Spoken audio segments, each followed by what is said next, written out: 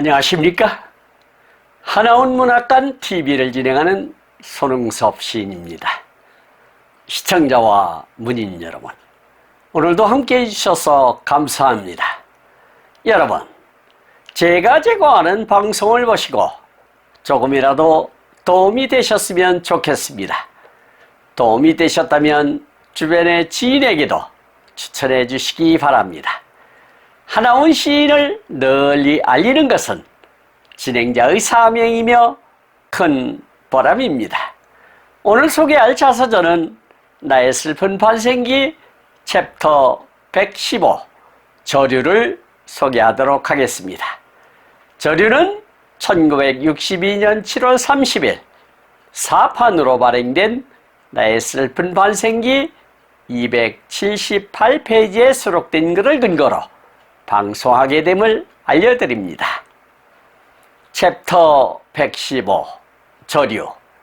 나는 술김에도 도 보안부를 지켜간다면 그 후에 소식이든지 집과의 연락이 없어진 것 같아서 어떻게 하든지 집에 들려갈 궁리를 한다. 어떤 수단과 방법이라도 보안소원을 매수할 생각이 치솟는다. 우선 보안소원에게 우리 집을 경유해서 도 보안부로 가자고 한다. 돈을 2,000원이나 그의 앞에다 내밀고 동무, 미안하지만 우리 집도 바로 도 보안부 앞에 있으니 집에 잠깐만 들렀다 갑시다. 꼭 부탁합니다. 그 사례로서 약수 하나마 여기 2,000원을 드릴 터이니 받아주시오 하고 그의 포켓 속에다 돈을 집어넣어 준다. 그는 우물우물하면서 글쎄요 한다. 하기는 우리 집도 바로 역전에 있고 도 보안부는 우리 집에서 얼마 떨어져 있지 않다. 바로 우리 집을 다녀가나 그냥 도 보안부까지 지켜가나 길은 다를 것 없다. 나는 보안소원하고 역전에서 전기회사 길로 걷는다. 가슴이 두근거린다. 이 길에서 아를 만나면 얼마나 반가울까. 발걸음은 정말로 바쁘다. 집이 보인다. 가슴이 뛴다. 걸음은 급속도로 바빠지면서 집 대문간으로 들어선다. 어쩐지 서늘하다. 대문짝도 때려 부숴서 없다. 유리창문이든지 수많은 유리창 분합문이 하나도 없고 마당에는 깨어진 유리 조각이 산산이 흩어져 있다. 몸줄기가 모두 얼어붙어 있는 것 같이 몸이 차가워진다. 그래도 기운을 차려 방안을 보니 방 안에 물건은 하나도 없다. 오실의 문이며 미닫이 문까지도 하나도 없다. 큰 기와집에 기둥만 남고 아무것도 없다. 이런 허무한 일이 어디 있나. 부엌을 보아도 아무것도 없다. 산산이 파괴되어 있다. 울음이 터진다. 물건이 없어진 것은 고사하고 집을 지키고 있어야 할 식모조차도 없고 사람이곤 물건이곤 없는 도깨비 집이다. 정신을 가다듬고 도대체 이것이 웬일일까? 이렇게 남의 재산을 송두리째 없어버린 것이 누구의 수작일까? 땅을 치고 통곡을 하여도 풀리지 않는 분노에 이 사실을 앞집에 묻는 것이 확실할 것 같다. 앞집에 간다. 앞집은 해방 후까지라도 내 집이었던 것이 공산당에서는 지주의 집이라 하여 남의 집을 두 채나 무단 점유하였다. 그 날도둑놈의 아내에게 사실의 시종을 물었다.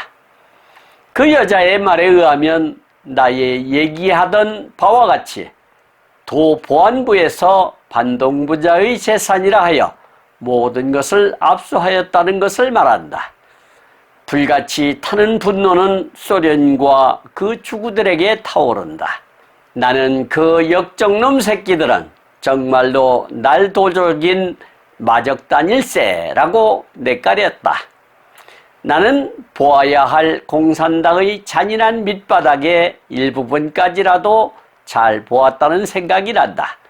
왜냐하면 우리들은 아직까지라도 공산당의 한 방울의 피도 눈물도 없는 잔인하고도 악착 같은 무자비를 겪지 못했기 때문에 공산당에 대하여 얼빠진 동정도 타협도 생기는 것이다. 누구나 공산당의 무자비한 정체를 체험한 사람은 소름이 끼치는 적개심을 품고 영원히 공산당을 저주하고 학을 뗄 것이다. 나는 나의 집에 유형무형의 온갖 것이 공산당으로 인하여 파괴된 것을 보았다. 이런 것 저런 것이 다 없어져도 나에게는 유일무이한 장서 3,000권이 한 권도 없이 사라진 뼈저림, 골똘히 연구한 논문을 모아놓은 조선 축산사의 원고, 또 습작한 소설인이 신의하는 원고가 하나도 없이 없어진 것. 나의 육체는 문둥병으로서 완전히 인간 대열에서 매장되었지만 이렇게 된 나를 절망에서 살려주는 것이라곤 오로지 정신뿐이다. 이 정신을 키워주는 영양소는 오로지 이 세상에서는 책과 사상을 전개시키는 원고 쓰기밖에는 없다. 이것을 공산당은 나에게서 약탈하고 말았다. 가증한 놈들 같으니 주인 없고 살림살이도 없고 집 모양조차도 없는 집에 지난날 가족들이 소중히 갖고 오던 나무며 화초가 모든 운명을 모른 채하고 자라고 있다. 꽃들은 눈물처럼 가족들의 영혼처럼 피어있다. 이것을 볼 적에 눈앞이 얼씬얼씬하며 막막하다. 이를 악물고 나는 보안소원에게 갑시다 하고 이 폐가와 더불어 나의 운명의 마지막 종착점으로 평안한 마음으로 발길을 옮긴다 라고 챕터 115를 기록하고 있습니다. 시청하시면서 혹 이해가지 않는 문장이 있었나요? 아니면 어려운 단어가 있었나요? 조금 더 깊이 있게 살펴보도록 하겠습니다. 첫 번째 단원을 보도록 하겠습니다. 나는 술김에도 도보안부를 직행한다면 그 후에 소식이든지 집과의 연락이 없어진 것 같아서 어떻게 하든지 집에 들려갈 궁리를 한다. 어떤 수단과 방법이라도 보안소원을 매수할 생각이 치솟는다. 우선 보안소원에게 우리 집을 경유해서 도보안부로 가자고 한다. 돈을 2,000원이나 그 앞에다 내밀고 동무, 미안하지만 우리 집도 바로 도보안부 앞에 있으니 집에 잠깐만 들렸다 갑시다. 꼭 부탁합니다. 그 사례로서 약수 하나마 여기 2,000원을 드릴 터이니 받아주시오 하고 그의 포켓 속에다 돈을 집어 넣어준다. 그는 우물우물 하면서 글쎄요 한다. 하기는 우리 집도 바로 역전에 있고 도보안부는 우리 집에서 얼마 떨어져 있지 않다. 우리 집을 다녀가나 그냥 도보안부까지 직행하나 길은 다를 것 없다라고 챕터 115를 열고 있는데요. 하우는 도보안부로 연행되던 중 때를 쓰다시피 함흥역 앞 한잣집 식당으로 들어가 아침도 먹고 술도 한 사발 먹은 김에 또다시 돈 2,000원으로 보안소원을 매수하고 집을 들려서 가자고 제안을 했던가 봅니다. 돈 보고 안 넘어갈 유인이 또 어디 있을까요? 하긴 집과 도보안부와의 거리가 가깝기 때문에 직행을 하거나 둘러가나 별반 차이가 없었다고 하니 대충 하운의 집의 위치를 가늠할 수 있는 대목이네요. 하운은 직감적으로 이번 기회를 놓치면 영영 집에 대한 소식은 접하지 못할 것이라는 생각이 작용했던 것으로 보여집니다. 여기서 궁리라고 하는 것은 일을 처리하거나 개선하기 위하여 마음속으로 이리저리 따져 깊이 생각함을 이르는 말이 되겠습니다. 매수라고 하는 것은 금품 따위로 남을 깨어 자기 편으로 만듦을 이르는 말이 되겠고요. 경유라고 하는 것은 어떤 곳을 거쳐 지나감을 뜻하는 말이 되겠습니다. 사례라고 하는 것은 말이나 행동, 물품 따위로 상대에게 고마움을 나타냄을 이르는 말이 되겠고요. 약소라고 하는 것은 규모가 작고 세력이 약함을 뜻하는 말이 되겠습니다. 포켓이라고 하는 것은 옷의 어느 한 부분에 헝겊을 덧대고 꿰매어서 물건이나 손을 넣도록 만든 주머니를 뜻한다 할 수 있겠습니다. 우물우물이라고 하는 것은 말이나 행동을 시원스럽게 하지 않고 자꾸 몹시 굼뜨게 하는 모양을 나타내는 말이 되겠습니다. 직행이라고 하는 것은 중간에 머무르거나 다른 곳에 들르지 않고 바로 가다라는 뜻이 되겠습니다. 다음 단원을 보도록 하겠습니다. 나는 보안소원하고 역전에서 전기의 싹길로 걷는다. 가슴이 두근거린다. 이 길에서 아를 만나면 얼마나 반가울까. 발걸음은 정말로 바쁘다. 집이 보인다. 가슴이 뛴다. 걸음은 급속도로 바빠지면서 집 대문간으로 들어선다. 어쩐지 서늘하다. 대문짝도 때려 부숴서 없다. 유리 창문이든지 수많은 유리창 분합문이 하나도 없고 마당에는 깨어진 유리 조각이 산산이 흩어져 있다. 몸줄기가 모두 얼어붙어 있는 것 같이 몸이 차가워진다. 그래도 기운을 차려 방 안을 보니 방 안에 물건은 하나도 없다. 오실의 문이며 미닫이 문까지도 하나도 없다. 큰 기와집에 기둥만 남고 아무것도 없다. 이런 허무한 일이 어디 있나. 부엌을 보아도 아무것도 없다. 산산이 파괴되어 있다. 울음이 터진다. 물건이 없어진 것은 고사하고 집을 지키고 있어야 할 식모조차도 없고 사람이곤 물건이곤 없는 도깨비집이다 라고 기록하고 있는데요. 이 대목을 보면 더 명확하게 하온의 집의 위치를 가늠할 수 있을 듯 합니다. 역 앞에서 전기의 싹길로 가다 보면 집이 보인다고 하니 정말 역전에서 가까운 곳인가 봅니다.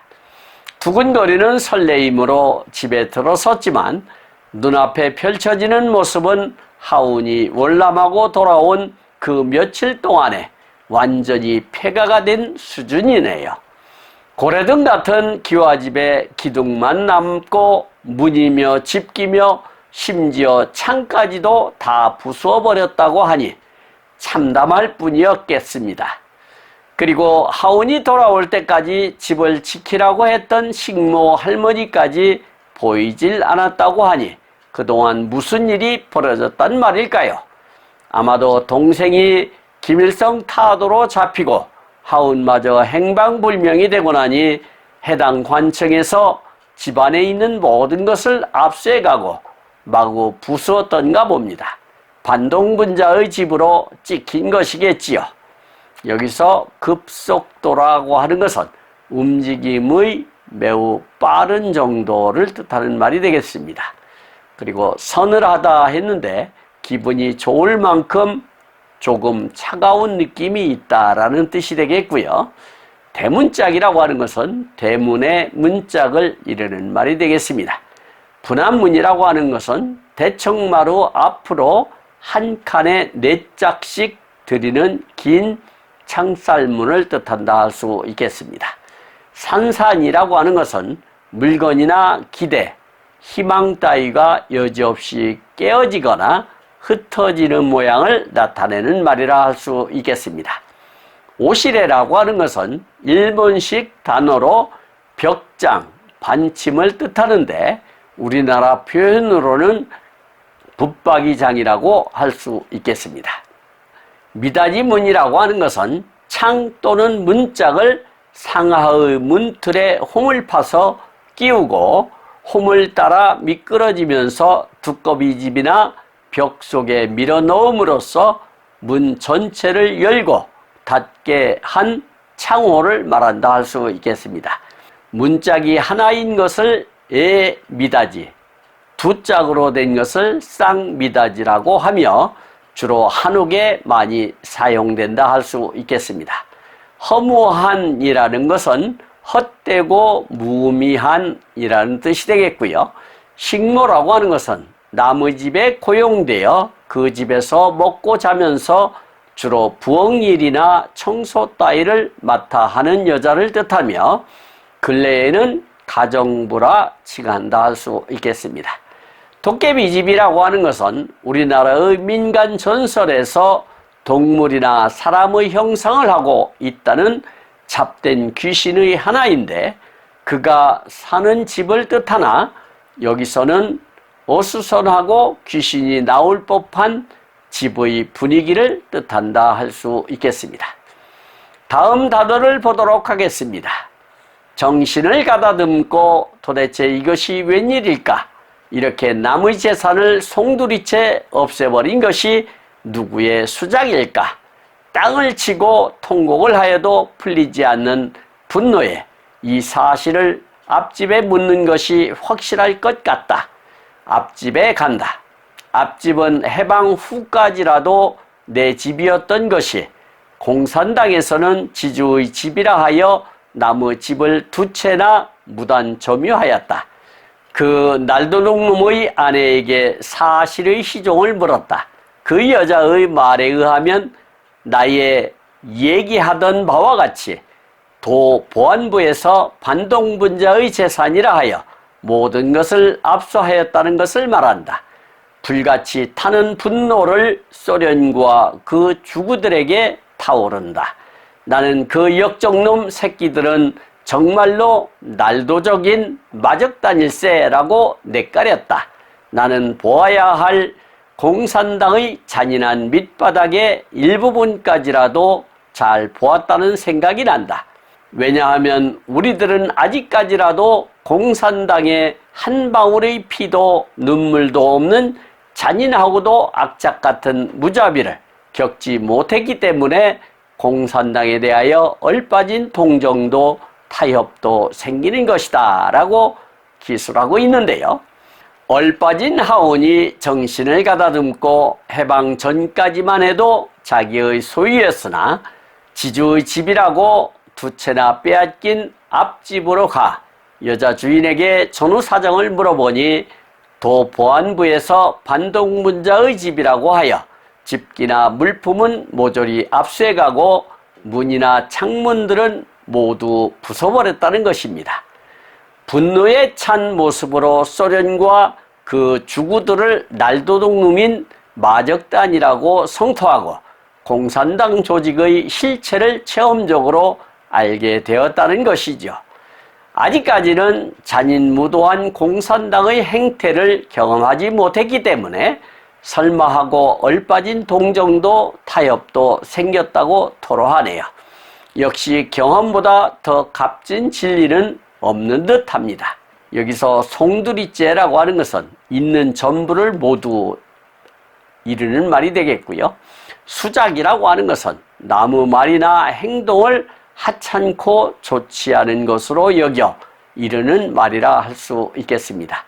통곡이라고 하는 것은 소리를 높여 슬프고 서럽게 우는 것을 뜻하는 말이 되겠고요. 분노라고 하는 것은 분개하여 크게 화를 내을 뜻한다 할 수 있겠습니다.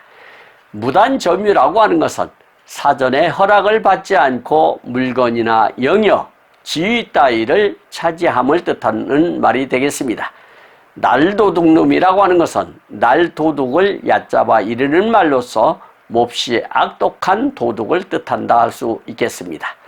시종이라고 하는 것은 처음부터 끝까지를 이르는 말이 되겠고요. 얘기라고 하는 것은 미리 기대하거나 예상하다라는 뜻이 되겠습니다. 주구라고 하는 것은 남의 시킴을 받고 그 사람이 시키는 대로 행동하고 따르는 사람을 비유적으로 이르는 말이 되겠습니다. 마적단이라고 하는 것은 말을 타고 떼를 지어 다니며 도둑질을 일삼는 무리를 뜻한다 할 수 있겠습니다. 잔인이라고 하는 것은 인정이 없고 몹시 모짐을 뜻하는 말이 되겠고요. 악작 같은은 아주 끈질기고 모진 데가 있는 이런 뜻이 되겠고요. 무자비라고 하는 것은 냉혹하고 모질다라는 뜻이 되겠습니다.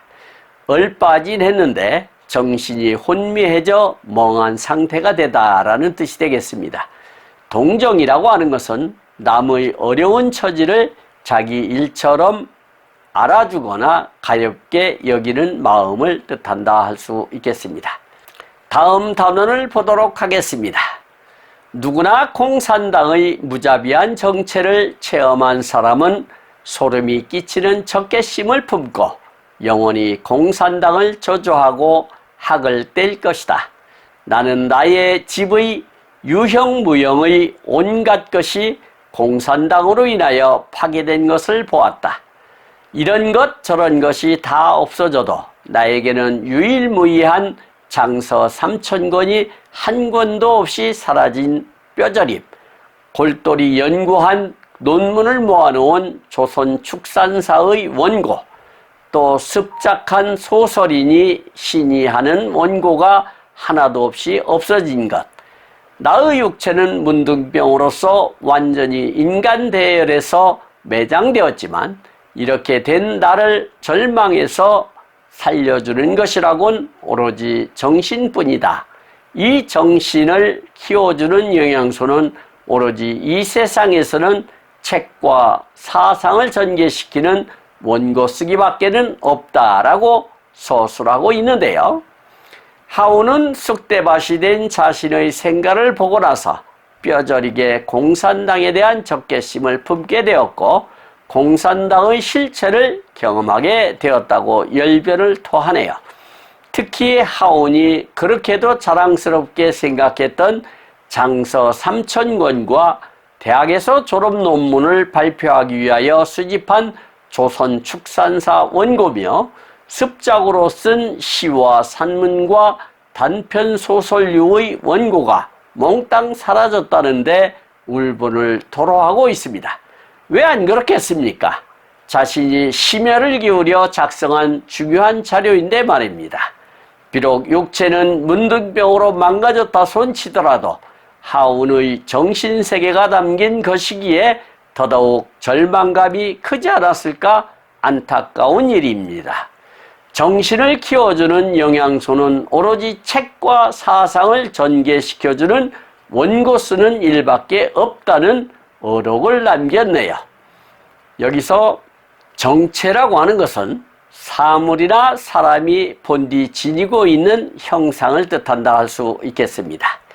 체험이라고 하는 것은 어떤 일을 실제로 보고 듣고 겪음을 뜻하는 말이 되겠고요. 적개심이라고 하는 것은 적 또는 적으로 여기는 이에 대하여 분개하는 마음을 뜻한다 할 수 있겠습니다. 저주라고 하는 것은 몹시 미워하는 상대에게 재앙이나 불행한 일이 일어나도록 빌며 바람을 뜻하는 말이 되겠고요. 학이라고 하는 것은 열대, 아열대에 많이 서식하는 학질모기를 통해 옮기는 전염병을 뜻하는데 여기서는 사람이 어떤 일에 괴롭고 어려운 상황에서 벗어나느라 진이 빠지거나 질리게 되다라는 뜻을 갖는다 할 수 있겠습니다. 유일무이라고 하는 것은 오직 하나만 있고 둘은 없음을 뜻하는 말이 되겠고요. 장서라고 하는 것은 책을 간직해 둠을 뜻하는 말이 되겠습니다. 논문이라고 하는 것은 학술적인 연구 결과나 연구 업적을 체계적으로 엮어 적은 글을 뜻한다 할 수 있겠습니다.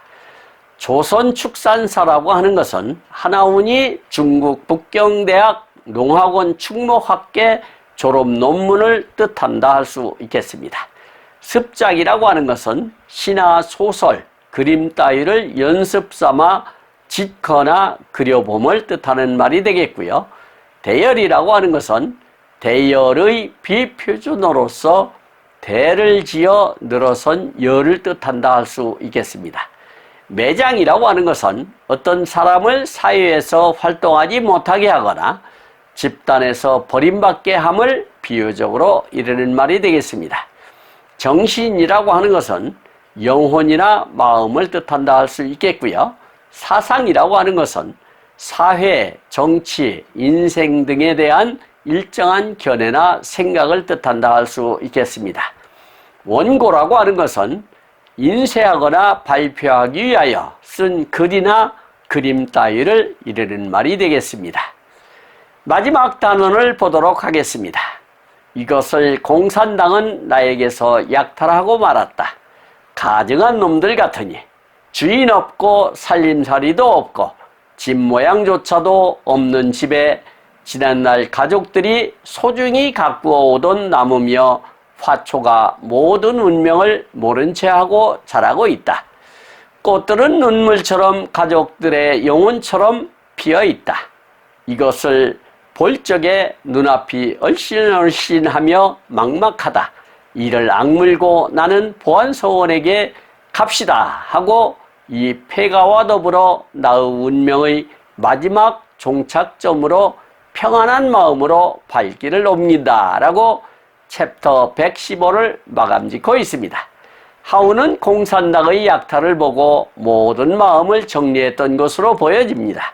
더 이상 희망이 없는 집단이란 것을 깨닫게 되지 않았을까 싶습니다. 이렇게 수탈당한 상황을 화단에 핀 꽃들은 다 알겠지만 모든 것을 모른 채 하고 있다는 표현으로서 마음 정리가 된 것이겠지요. 그러면서 보안소원에게 결심한 듯, 아니 체념이라도 한 듯 갑시다 하며 폐가를 떠나 하운의 마지막 종착점을 향해 평안한 마음으로 발걸음을 옮겼던 것 같습니다. 아마도 이 상황은 득도의 경지에 오른 수행자의 초월의 경지가 빚어낸 상황이 아니었을까 싶습니다. 여기서 약탈이라고 하는 것은 나무 재물 등을 폭력을 써서 억지로 빼앗음을 뜻한다 할 수 있겠습니다. 가증한 했는데 괘씸하고 얄미운 데가 있다라는 뜻이 되겠고요. 화초라고 하는 것은 꽃이 피는 풀과 나무를 뜻한다 할 수 있겠습니다. 얼씬얼씬이라고 하는 것은 조금 큰 것이 잇따라 눈앞에 잠깐씩 나타났다가 사라지는 모양을 나타내는 말이 되겠습니다. 막막이라고 하는 것은 의지할 데 없이 애롭다라는 뜻이 되겠고요. 폐가라고 하는 것은 사람이 살지 않고 버려두어 낡은 집을 뜻한다 할 수 있겠습니다.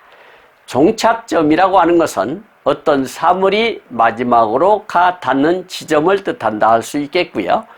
평안한 했는데 걱정이나 탈이 없음을 이르는 말이 되겠습니다.